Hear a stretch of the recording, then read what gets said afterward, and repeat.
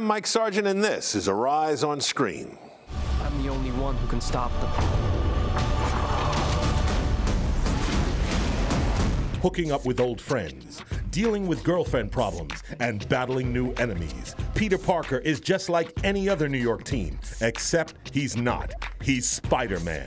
Andrew Garfield, along with Emma Stone and Jamie Foxx, star in The Amazing Spider-Man 2. Here I am, pretty much not traveling around the world and just photographing New York. The new documentary, More Than the Rainbow, chronicles the life and times of street photographer and former New York taxi driver, Matt Weber. We spoke to lensman Weber and director Dan Wechesler about the inspiration behind a documentary that is a poetic celebration of one of the world's greatest cities and the people who walk its streets. When he takes a photograph that he likes, there's something about it that preserves a piece of New York. My greatest misfortune would be to marry into a family who would carry me as their shame. In the new film, Belle, based on a true story, Gugu Mbatha Raw plays the illegitimate mulatto daughter born into an aristocratic family who faces 18th century racism in England and dares to love outside of her race. All this and more on Arise on Screen.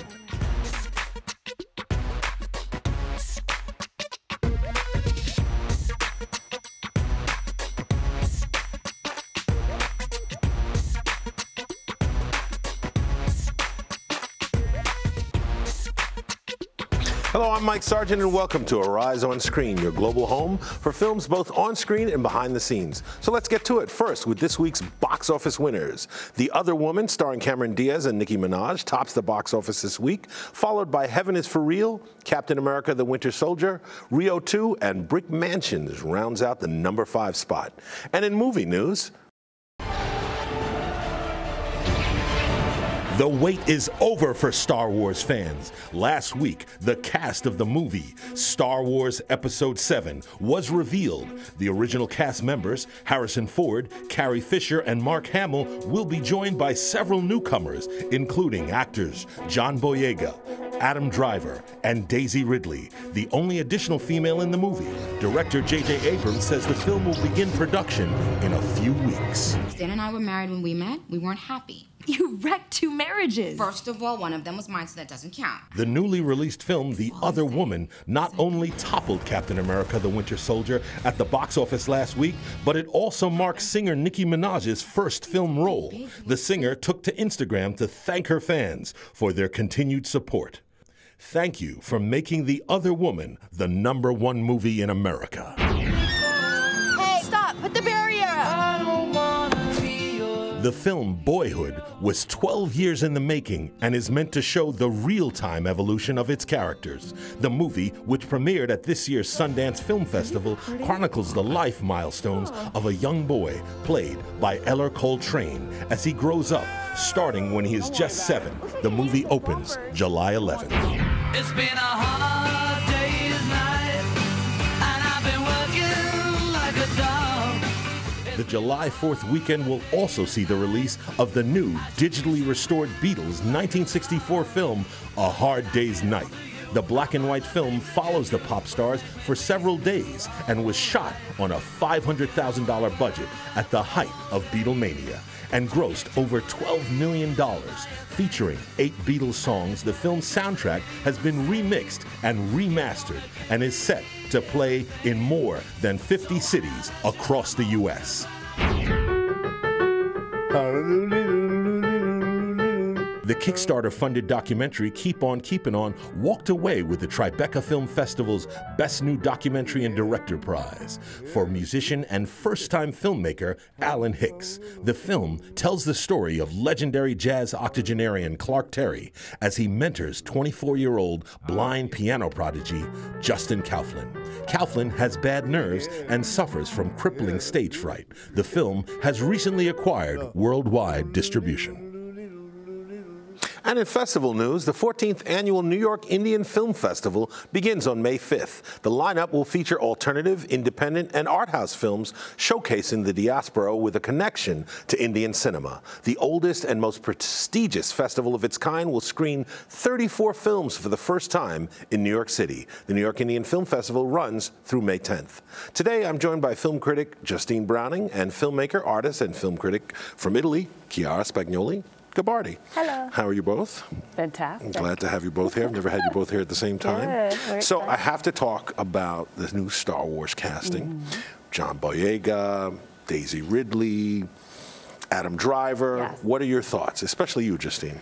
Well, it was an interesting casting announcement because my initial reaction to this movie was the fact that they were trying to squeeze out as much as they could from a franchise that's struck a chord with people over the years. But casting Adam Driver, who's done fantastic work on the stage and in Girls. And then Girls. That shows me that there'll probably be more to this story. And Oscar Isaac, who did a fantastic job in Inside Llewyn Davis. So bringing in actors who are established but not just box office bait, I think is a really interesting choice. Now, what about you, Chiara? Are you a fan of the original trilogy? Do you like that the original actors are coming back? Yes, I'm very much excited to see that, although we must see if it's going to be counterproductive or not to see them aged in this huge epical film, but everyone's going crazy about the comeback of Star Wars. I know in Italy they're going to have a huge event on May 4th at the Colosseum. So worldwide, we're all excited. I'm happy that they're making it. They brought back the cast, but I'm disappointed that no Billy D. Williams. Where's Lando Calrissian? Now, does it bother you at all that only one new female in this whole new movie? It doesn't surprise me. Doesn't surprise I know, we're accustomed to that. Okay, well, we're going to talk about some movies with females at the center here. So we'll be right back.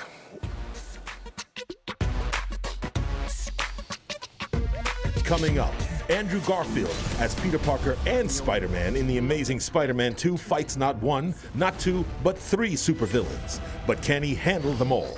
Next, here on Arise on Screen.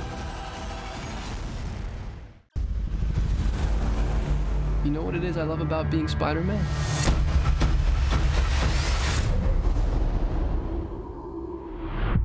Everything.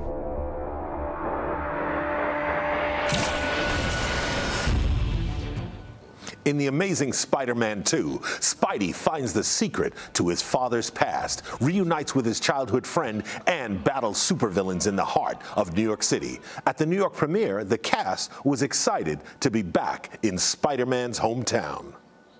We shot this movie in New York, employed so many people that are from New York, and to be able to shoot in this city, because that's where Spider-Man is from, New York is a whole character in the movie. But we all want to be Spider-Man in the way, you know, to know what our gifts are, to know what our talents are, and to live them fully and give them generously. That's why Spider-Man is so, I don't know, compelling as a character. I've lived in New York for the past 5 years, and Spider-Man is such a New York quintessential superhero, and it just feels like this is the only place it should be shot. Welcome back to Arise on Screen. Now, I have to say, I do agree with him. New York is the only place a character like Spider-Man could exist, because if he were in the country, he would have nothing to swing on, so he'd have to be running. But, well, first I want to say, Spider-Man was the first comic book I ever read, the first comic book I ever picked up, and I loved Spider-Man. But this movie I have some issues with, but you, Chiara, you loved it. You thought the effects were fantastic. You were blown away. I enjoyed it. I usually do not like the remakes, but I thought it was all there. The romance, the two of them are so lovely together. The entertainment, Jamie Foxx is an incredible villain. I really, really had fun, and it felt like swinging amongst skyscrapers with Spider-Man. I don't think you could.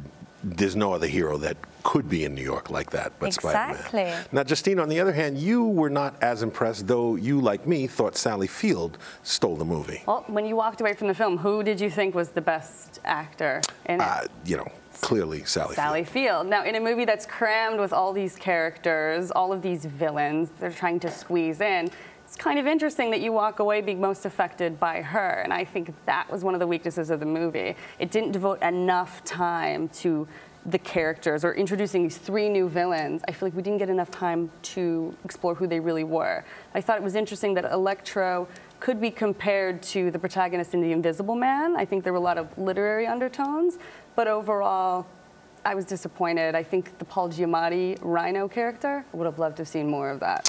Well, I thought the Paul Giamatti, actually, it's interesting because I spoke to the producers. They said Paul Giamatti approached them wanting to play the Rhino. So that's kind of amazing. But my issue with the film was really, and they chose Mark Webber because he had directed a film called 500 Days of Summer. And 500 Days of Summer was a very good film, and it gave the teen angst and everything, and a romance or a young romance, and that was all good. But in this, I kept feeling every time they'd cut to the teen romance, it's just enough. Just too much, and the dialogue wasn't clever enough. They meet cute, they talk cute, and it just wasn't that cute for me. But a light tone. You thought the special effects were better than that Captain America. Yes, yes, absolutely. They completely blew my mind, but also Spider-Man is so appealing. He's like the guy next door. He isn't too heroic, but he has a wonderful heart. And an interesting thing of this movie is that it's the most eco-friendly blockbuster in history. There were, so, you know, there are all these nuances. The most eco-friendly blockbuster? Is that your quote? That's her quote. Is that your quote? It's my quote, but in front of the camera and behind the camera, it was very well designed.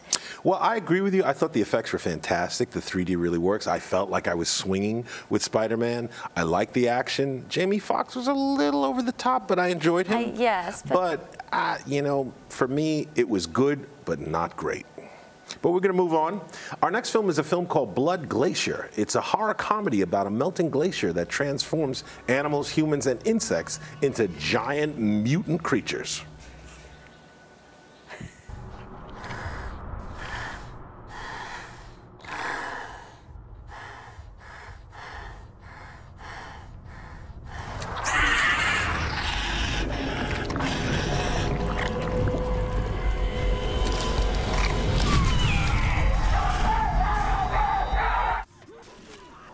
Now, I'm going to start with you, Justine. Yes. I like this film. I was actually surprised because, to me, horror films, 85% of them are crap. Okay, but it's that 15% I think that makes you a fan. Now, you like this, and you even like the homages to The Thing and Alien and whatnot. The Thing, Alien. I thought that was really clever.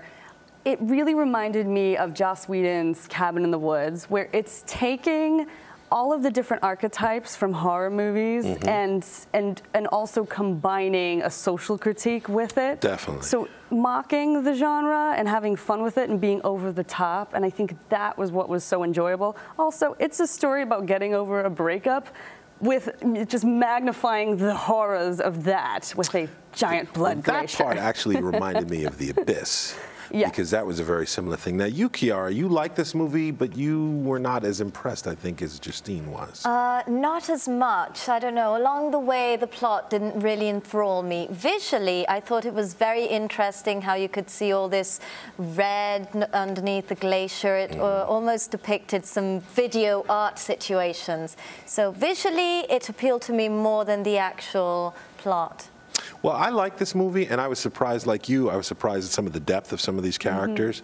I actually also got a chance to talk to the director, and there's a great character in there. There's this chancellor who comes to visit this station, and that's his mom. Oh, really? And he said that was probably the most challenging thing, was shooting his mom in the movie, which I thought was kind of interesting. But I did like the movie, and I think horror fans will like it as well, because I think for a low-budget movie, it was very effective. And the ending, I won't give it away. No. Did that blow you away? Absolutely. Yes. And what's that quote? Stop crying while you eat that banana. That is now in all the reviews. So that's my quote. Stop I'm crying stealing. while you eat that banana. All right, It prepared the grounds for a sequel. That's clearly. Blood Glacier. Okay, well, we'll be back here.